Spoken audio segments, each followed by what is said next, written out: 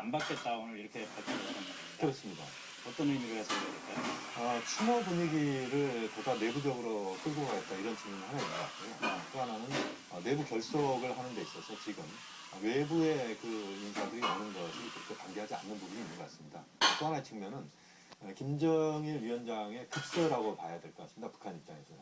이런 상황에서 그런 그 사절단들이 들어오고 이런 것들은 너무 또 허례허시가 아니다. 부담스럽다 이렇게 봐야 될 것 같습니다. 네, 잘 들었습니다.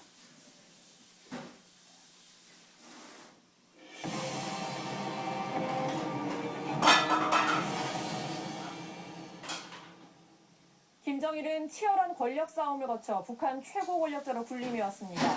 김정일의 37년 철권 통치를 정규진 기자가 정리했습니다.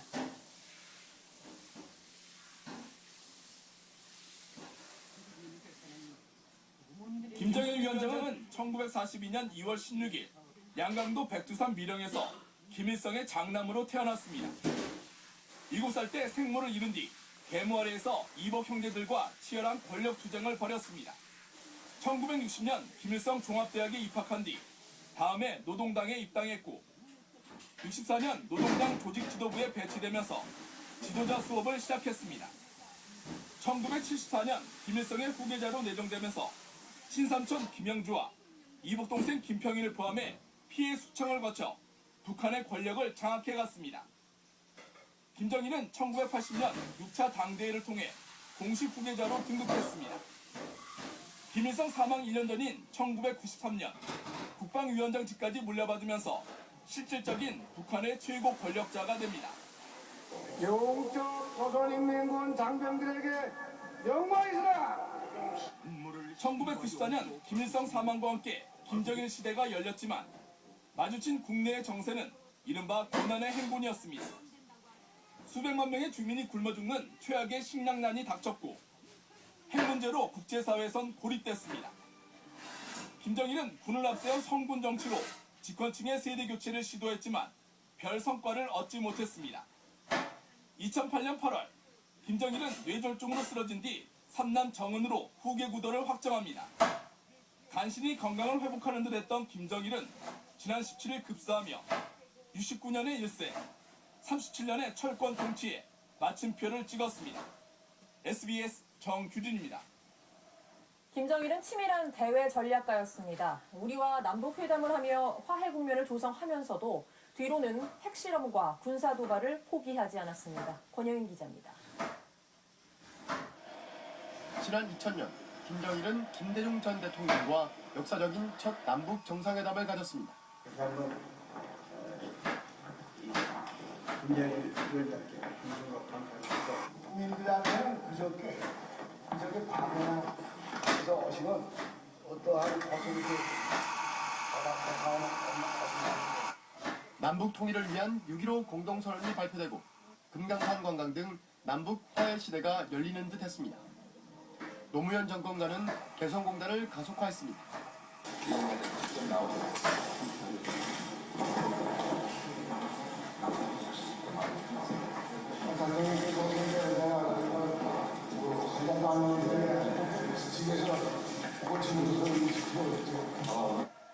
그러나 김정일은 이중성이 강한 전략가였습니다. 2002년 핵개발 체계를 공식 선언하고 2006년에는 핵실험을 강행했습니다. 벼랑 끝 외교 전술, 이른바 살라미 전술로 김정일은 미국과 남한으로부터 기름, 식량, 전력 지원 등을 이끌어냈습니다.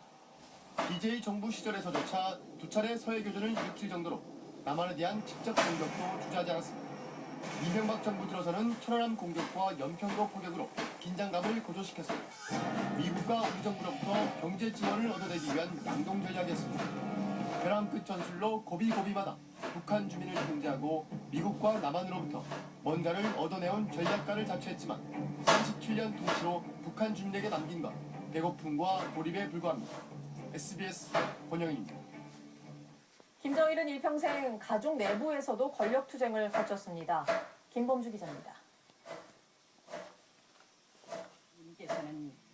김정일은 빨치산 활동을 함께했던 아버지 김일성과 생모 김정숙 사이에서 장남으로 태어났습니다. 2살 어린 남동생과 4살 어린 여동생 김경희가 친남매입니다. 남동생은 48년 4살 때 물에 빠져 숨졌고 생모 김정숙은 이듬해인 49년 김정일이 7살 때 넷째 아이를 낳다가 숨집니다. 김정일이 10살 되던 1952년 계모 김성애가 들어오며 김정일은 권력투쟁의 소용돌이에 빠집니다.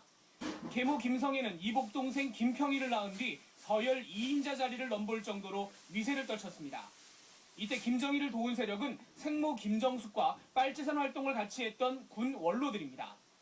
동생 김경희는 유일한 혈육이자 정치적 동지였습니다. 김정일은 아버지 김일성에게 철저히 충성하는 모습을 보이면서 계모 김성애와 이복 동생 김평일, 삼촌 김영주 등을 숙청하고 후계자 자리를 차지하는 데 성공했습니다. 치열한 권력투쟁을 거치며 냉정하고 폐쇄적인 성격이 굳어졌다는 평가입니다. 권력을 잡은 김정일은 4명의 부인을 거느리며 아들 셋을 뒀습니다. 첫째 김정남의 어머니는 배우 출신 동거녀 성혜림, 둘째 정철과 셋째 정은은 정실 부인 고영희의 소생입니다. 장남 정남은 자본주의에 물들었다는 이유로, 둘째 정철은 유약한 성품 때문에 후계구도에서 밀렸다는 분석입니다. 김정일은 27살이 불과한 삼남 정은에게 후계를 물려주고 가장 믿을 만한 혈육 동생 김경희와 매제 장성택에게 후견인 역할을 맡긴 채 갑작스레 세상을 떠났습니다. SBS 김범기입니다. 김정일의 사망은 아버지 김일성 주석의 17년 전 사망과 여러모로 닮았습니다. 정현 기자가 비교했습니다. 지난 1994년 7월 8일, 17년 전 김일성 주석이 사망했을 때도 북한은 오늘과 똑같이 정오 특별방송으로 무겁게 입을 열었습니다. 위대한 수령 김일성 동지께서 1994년 7월 8일 2시에 극병으로 서거하셨다는 것을 가장 비통한 심정으로 온 나라 전체 인민들에게 알린다.